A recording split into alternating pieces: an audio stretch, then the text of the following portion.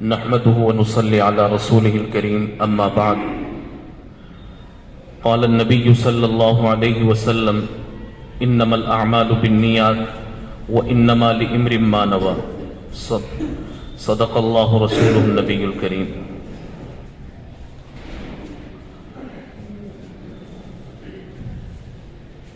درود شریف پڑھ لیجیے. اللہم صلی علی سیدنا محمد.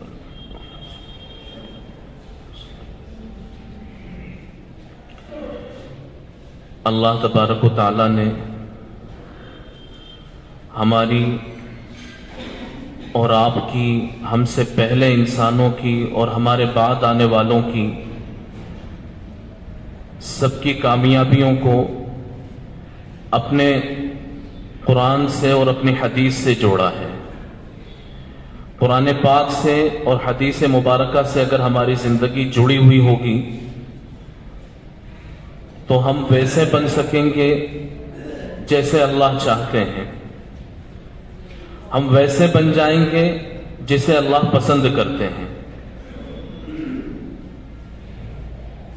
ہمارے بزرگوں میں جنہوں نے دین کی بڑی بڑی خدمات کی ہیں اور دینی سلسلے کی بڑی کتابیں لکھی ہیں، ان میں ایک بہت بڑی کتاب اور بہت بڑا نام ہے حضرت امام ابو داؤد علیہ الرحمہ کا.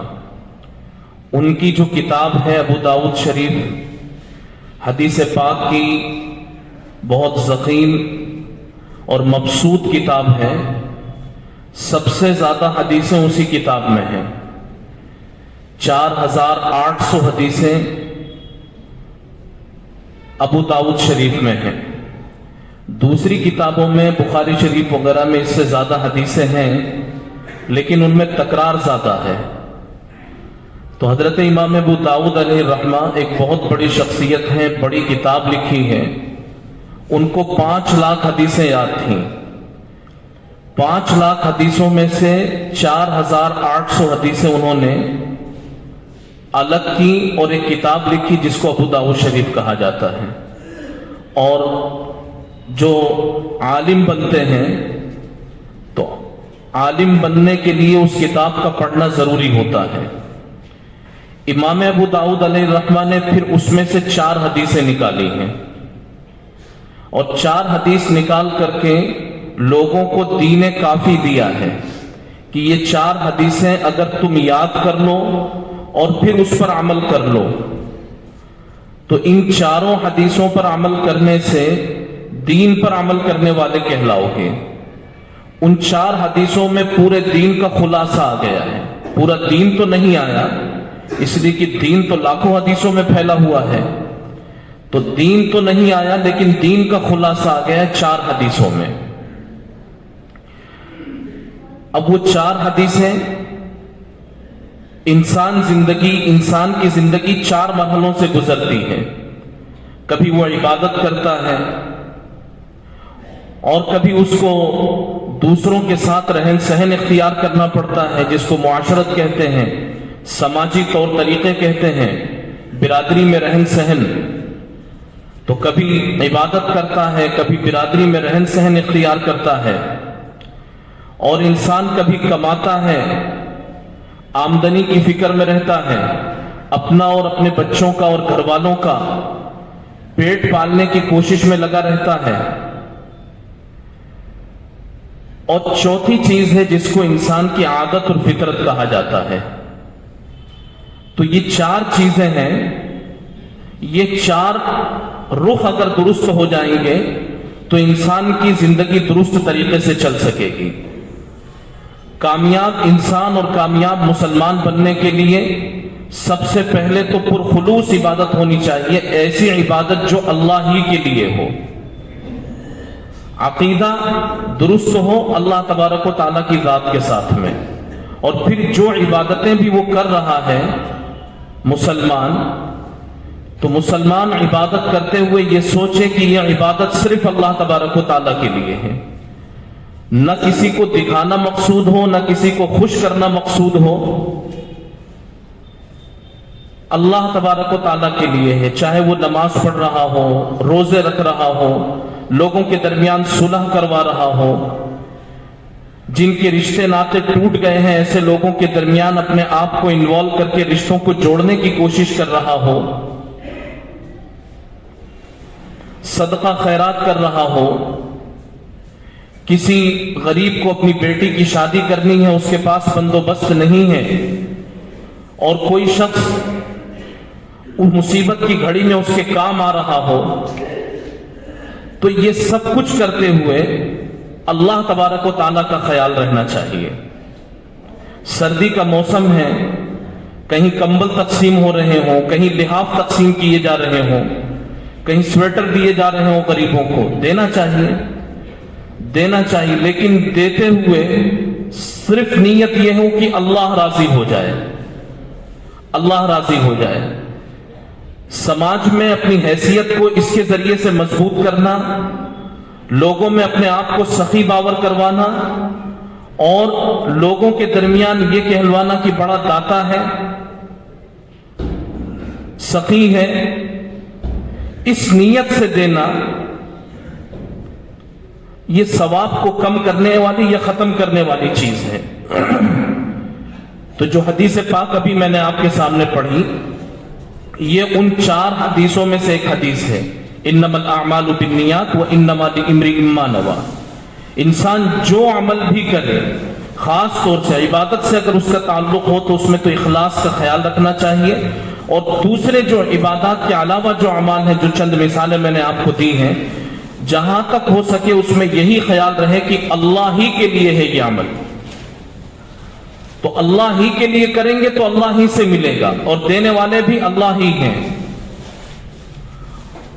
दूसरी जो हदीस मुबारका है, नबी सल्लल्लाहु अलैहि वसल्लम ने फरमाया, ला युमिनु अहदुकुम हत्ता युहिब्ब लि अखीहि मा युहिब्ब लि नफ्सिही, कि तुम में से कोई शख्स उस वक्त तक कामिल ईमान वाला नहीं होगा जब तक कि अपने भाई के लिए भी वो कुछ पसंद ना करे जो अपने लिए पसंद करता है, और जो अपने लिए नापसंद करता है, अपने लिए नुकसानदेह समझता है, अपने लिए बुरा समझता है, अपने लिए अच्छा नहीं समझता, अपने भाई के लिए भी, और यहां भाई से मुराद मुसलमान भाई, अपने मुसलमान भाई के लिए भी उन चीजों को बुरा समझे, नामुनासिब समझे, गलत समझे।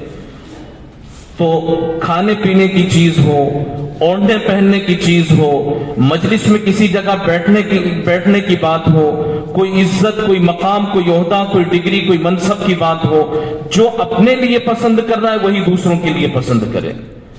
और जिंदगी के किसी भी मोड़ पर जो फैसला अपने लिए चाहता है कि ऐसा अगर मेरे साथ हो जाए तो अच्छा है, तो कामिल ईमान और मुकम्मल ईमान उस वक्त कहलाएगा कि दूसरों के लिए भी वही चीज पसंद करे।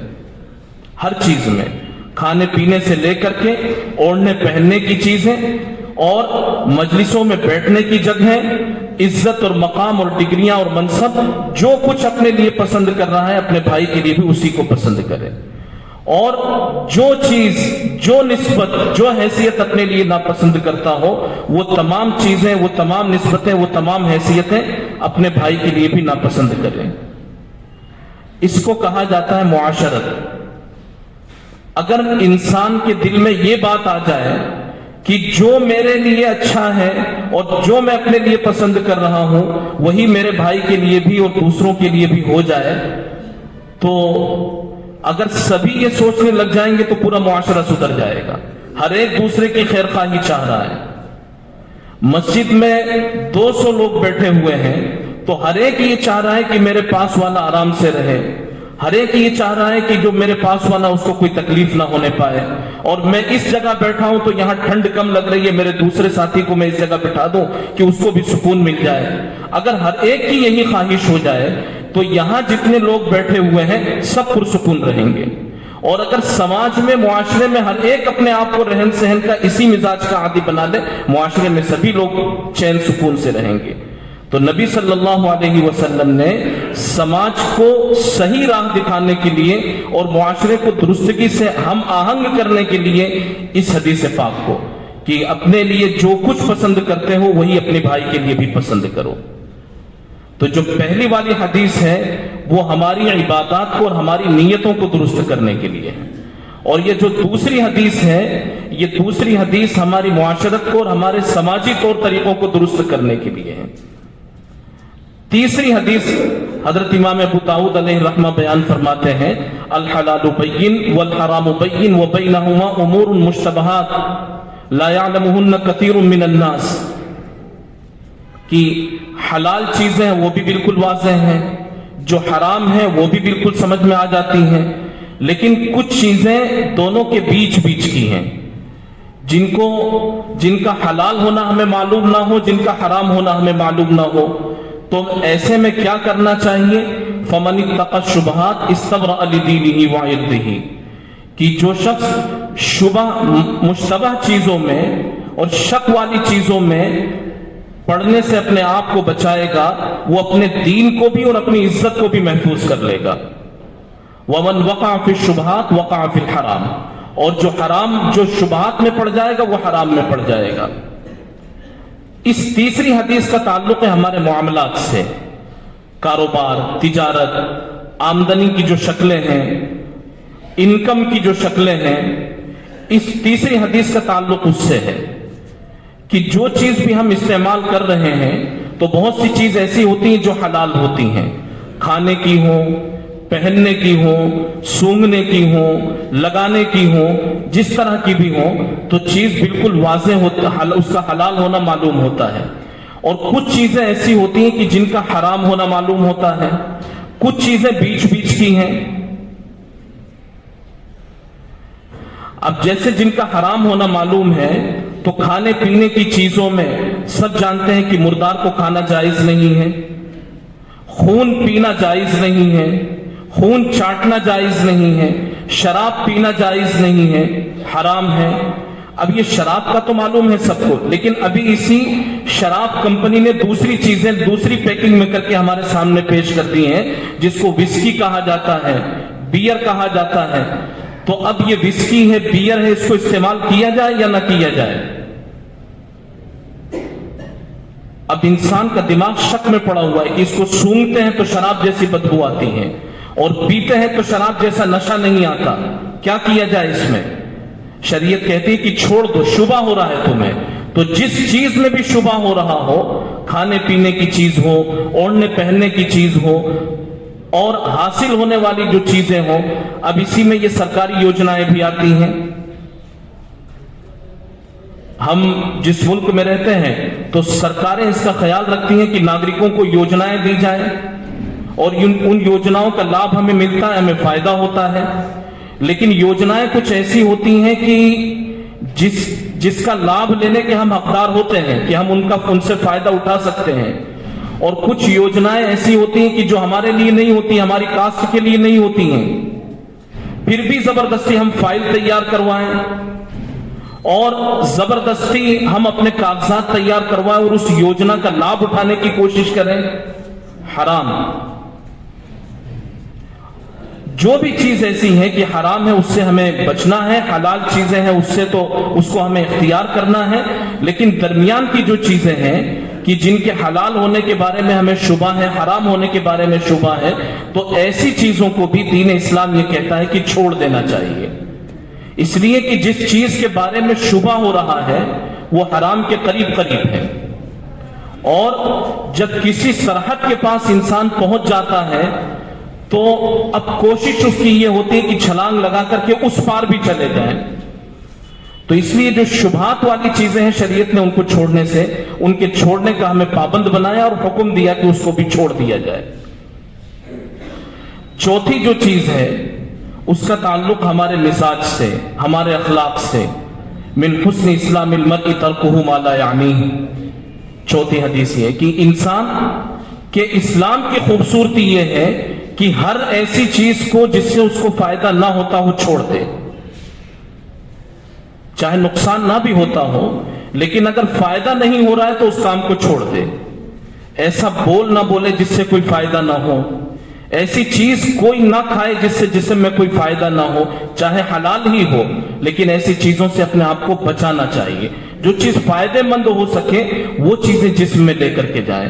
زبان سے وہ بولیں جس سے دوسرے کو فائدہ پہنچے، जिस्म में खाने पीने के लिए वो चीज इख्तियार करें कि जिससे फायदा पहुंचे।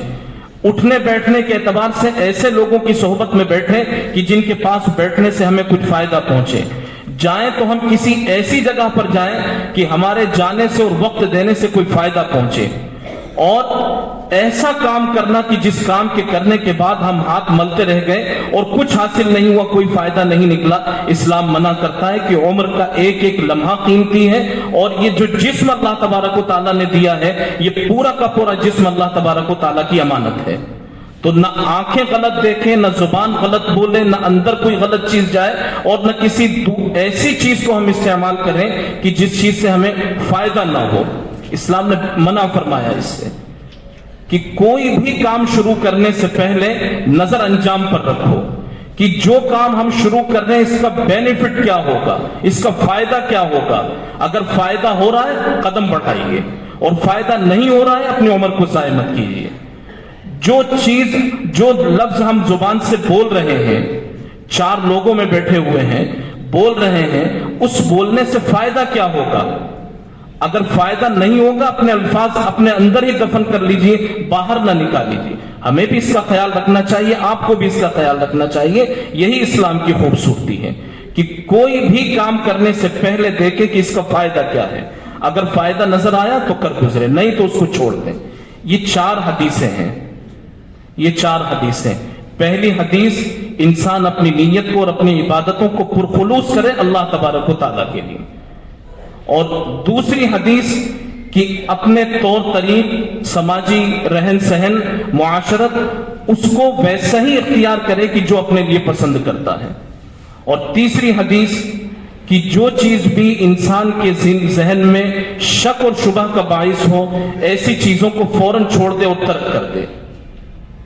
और जिन चीजों का हुक्म मालूम ना हो कि ये हलाल है कि हराम है, तो जब तक हुक्म मालूम नहीं हो उस चीज को इस्तेमाल ना करें, उस चीज को इस्तेमाल ना करें। और फिर क्या करें, तो हदीस पाक में है कि फिर वो उलमा से, फुक़हा से इस चीज के बारे में पूछ लें। शाविरू फीहिल फुक़हा वल आबिदीन, कि इसमें शाविरू फीहिल फुक़हा अल आबिदीन, इसमें फुक़हा आबिदीन से पूछो जिस चीज का। और चौथी जो हदीस पाक अभी आपके सामने जिक्र की गई, वो ये कि इंसान अपने आदात को, अपनी खसलत को, अपने मिजाज को और अपने तौर तरीक को ऐसा बना दे कि जो भी काम वो कर रहा हो, करने से पहले उसके अंजाम पर नजर रखे। अगर काम बेहतर है तो कदम बढ़ाए, और उस काम की खूबी सामने नहीं आ रही है तो अपनी उम्र को खराब जाया ना करे, अपने जिस्म को खराब ना करे। ये चार हदीसें हैं। इन चारों हदीसों पर अगर हम अमल कर लें तो इसको कहा जाता है दीन काफी। दीन मुकम्मल और दीन कामिल वो तो लाखों हदीसों में है, लेकिन ये चार हदीसें जो हजरत इमाम अबू दाऊद अलैहिर्रहमान ने 5 लाख हदीसों में से मुंतखब करके हमें दी हैं, ये दीन काफी है। इस पर अमल कर लेंगे तो दीन काफी पर अमल करने वाले हम कहलाएंगे। अल्लाह तबारक व तआला हम सबको दीन की सही फहम, सही समझ नसीब फरमाए, एहसास जिम्मेदारी नसीब फरमाए। व आखिर दावाना।